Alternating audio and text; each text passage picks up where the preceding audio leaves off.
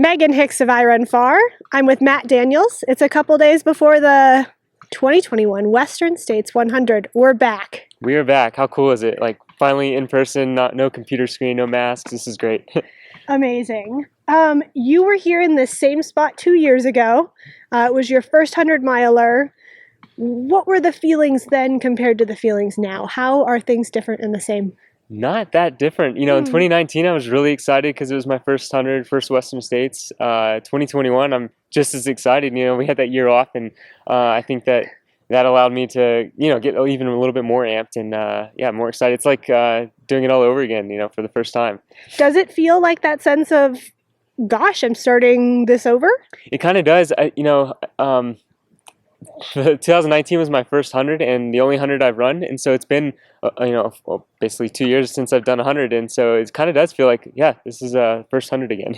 Now, you and I talked just a little over a month ago after you ran the Smith Rock Ascent up in Oregon, and we'll link to that interview in this one so people can sort of catch up with you there. But you were coming back into some strong training after a period of injury and talking about, just a month of solid training. Can you catch us up on what's happened the last month?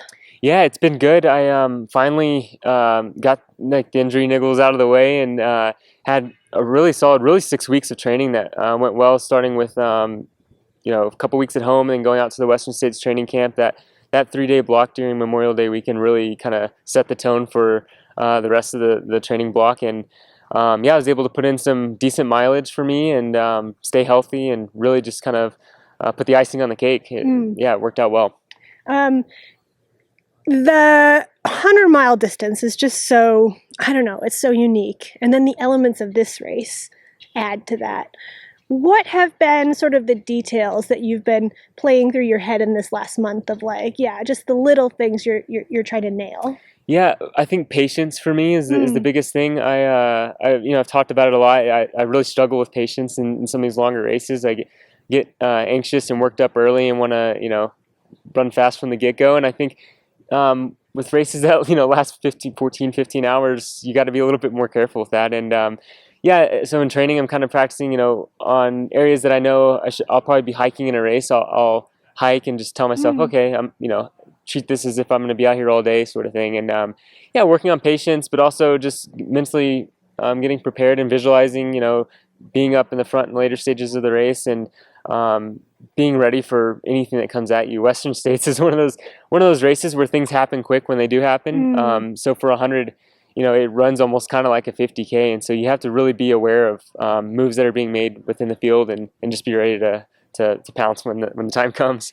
It's funny to listen to you say that you have a hard time with patience because it seemed like you exacted pretty good moderation 2 years ago here. Yeah, last year the goal was the first 50K. Let's just run it really easy, get through it, and then you can kind of move through on the more runnable sections until you get to the canyons, and then canyons, do what, I love to climb, so do what you can do. And I think I maybe ran the canyons a bit too hard and struggled a lot from Forest Hill down to the river and then kind of regained my speed. I think, this year I'd really like to get to Forest Hill ready to really start racing there and utilizing that fast section of the trail more so than maybe burning myself out in the canyon. So a lot of it is just being a little bit more strategic with the race plan this year and staying patient like I did last year, but also I'm a little bit more mature and older and I understand what the Western States course is about. So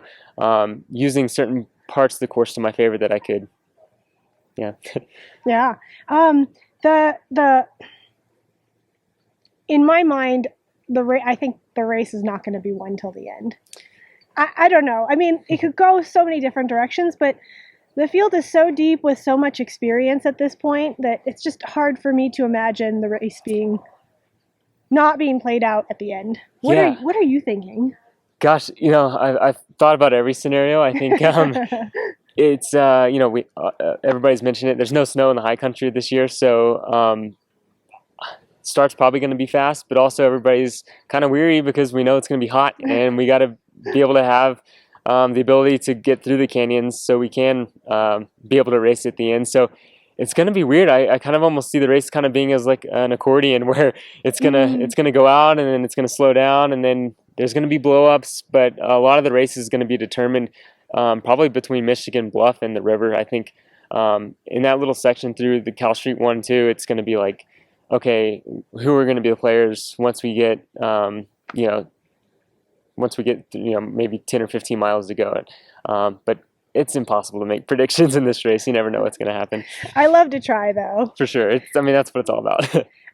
It's unfair to say that heat wasn't a factor in the 2019 race. It was a warm day, but heat is definitely a factor on Saturday. Yeah, it's definitely different. I mean, we're looking at probably, 15 to 20 degrees difference. And it was hot, but, it wasn't, the highs weren't what we're expecting this year. The biggest difference, I think, is going to be I don't think there's going to be as much cloud coverage as there was in 2019. We had through the first probably 60 or 70% of the race in 2019, we had cloud coverage, especially through the canyons, which helped a lot. That's a good reminder. I kind of forgotten that. So I think that'll probably be the biggest factor is trying to stay within yourself early and making sure you have the ability to make it from force till to the finish. It's a little hard to imagine a hot day. I mean, it's Thursday morning and we're standing out here. It's like perfect weather. Yeah, it's beautiful. I know. It's. I remember in 2019 we were out here with jackets on and the wind was blowing. That's true. So I think everybody's kind of 100 miles. You always expect the worst, and then sometimes we're pleasantly surprised when we're actually out there on the course and it's not as bad as we expect. But you never know. Well, I hope there are a bunch of pleasant surprises for you this weekend. Good luck to you. Thank you. It's going to be fun to, be out there covering races again and watching you run down to Auburn. Thanks. I appreciate it. See you out there. All right.